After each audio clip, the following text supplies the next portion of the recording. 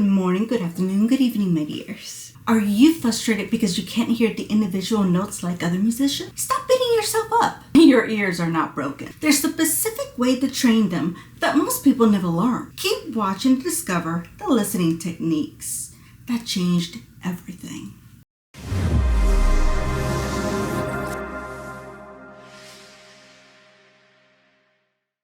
Now get your coffee and get cozy with me and Xena. And let's dive into the listening techniques that most vocal coaches never teach. But first, if you haven't watched our first ear training video, I will link it down in the description below.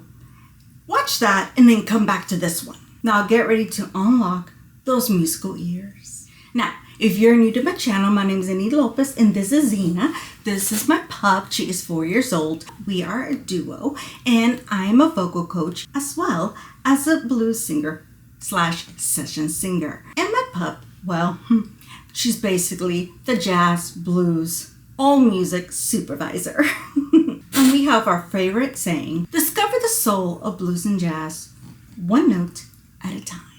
Today's topic, horizontal versus vertical hearing, and how to train those ears to hear the individual notes. Now, on my previous video, I had you go to a piano. If you have a piano, try to go to a piano that you can, and I had you practice to see if you could hear the individual notes, all in the middle piano. If you haven't seen that video, once again, I will link it down in the description below, and you can follow those exercises. What do you mean about horizontal versus vertical thinking? What does that mean? Well, horizontal hearing relationships of tones going up and down. So, low, middle, high. Vertical hearing individual notes.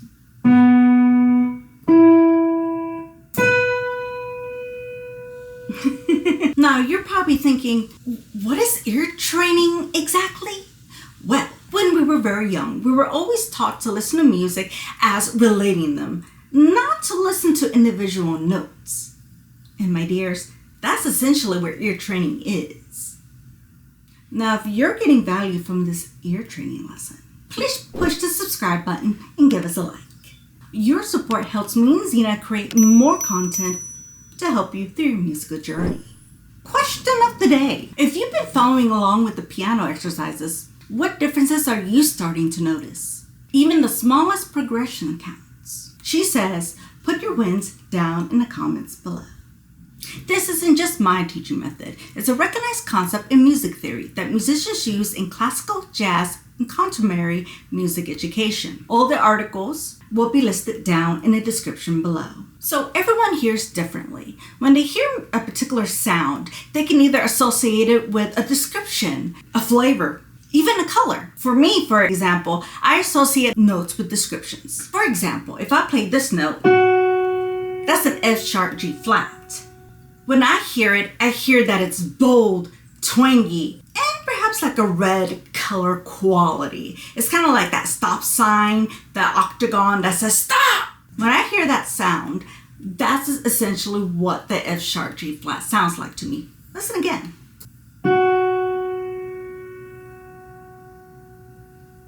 Now, if I play this note, when I hear that note, it is more mellow, more softer sounding to me. It's more like a round circle when I hear that. That is, once again, the E flat D sharp. Let me play it one more time to see if maybe you can hear it. So, another way to be able to hear it with those exact same descriptions for me is going up an octave. For instance, as I mentioned earlier, the F sharp G flat, remember what I said? It sounds bold, twangy, that red color situation. But if I go up the octave, would you think that it sounds about the same description? Let me do the same for the E flat. Mellow, softer. Now up the octave. Do you hear it? I know, isn't she the sweetest thing? So, When we go to the piano, if I play a higher note,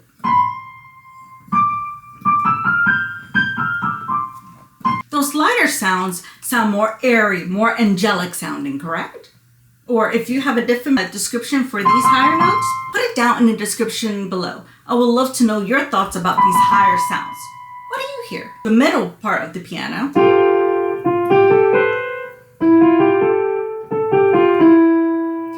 This is more of a learning zone. This is the middle part of the piano. This is where a lot of the notes and songs are. So this is like our best start, as we did in the previous video, the middle part of the piano. When I go down the octave,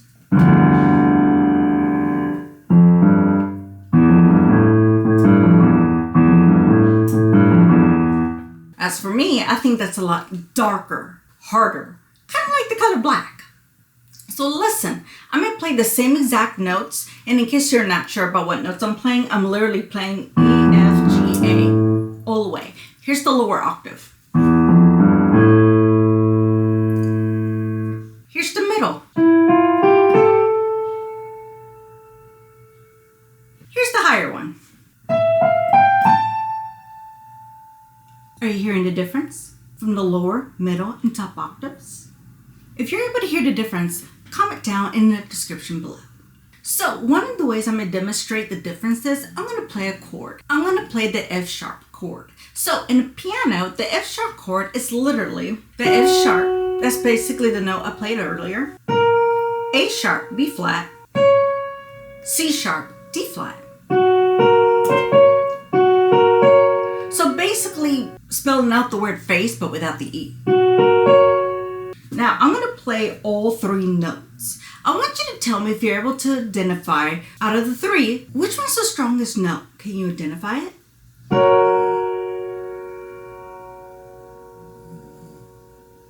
Let me play the individual notes one more time.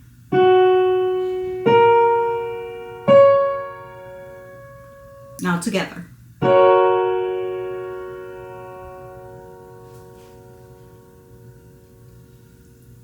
That the strongest chord that you're hearing is the F sharp? You're correct. Now that we identified that the F sharp, A sharp, and C sharp has more of that brilliant sound, I'm going to play you a different chord, which is basically the A flat chord.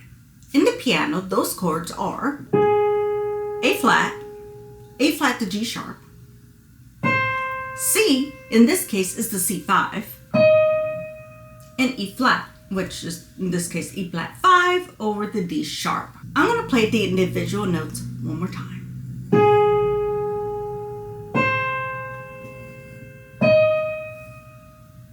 Now I'm going to play them all together. Can you identify the strongest note? Share your answer down in the comments below. With these, are you able to hear that sounds a little bit more rounded, of that mellow, rounded sound versus the other chord? I'm going to play both again. Comment down below and let me know what your thoughts are. So the A flat chord versus the F sharp chord. What do you hear? Comment below. Now, the different chords can help you identify songs that are happy, to angry, to sad, to even just soothing. While you're listening to this video, if you seem a little bit overwhelmed, don't worry. I'm not expecting you to identify chords. She even agreed. You're not expected to identify chords. What I want you to practice is see if you're able to hear the difference in the different chords. That's where I'm going here. Go back and listen to those chords again with your own instrument. See if you're able to hear a difference. Are you able to feel a certain emotion?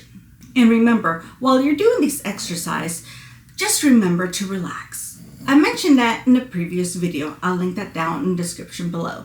So just relax. Don't stress. No need to stress. She agrees. Now your homework, essentially go to the middle part of your piano and just play different chords, whether it's a C, E, G, B, D, F, F, A, C. Are you able to identify, oh, they sound different. Why do they sound different? Which chord is actually the strongest? What emotion am I feeling? What is this making me feel? Once you get that exercise, let me know. I'm curious how you did. Comment down below.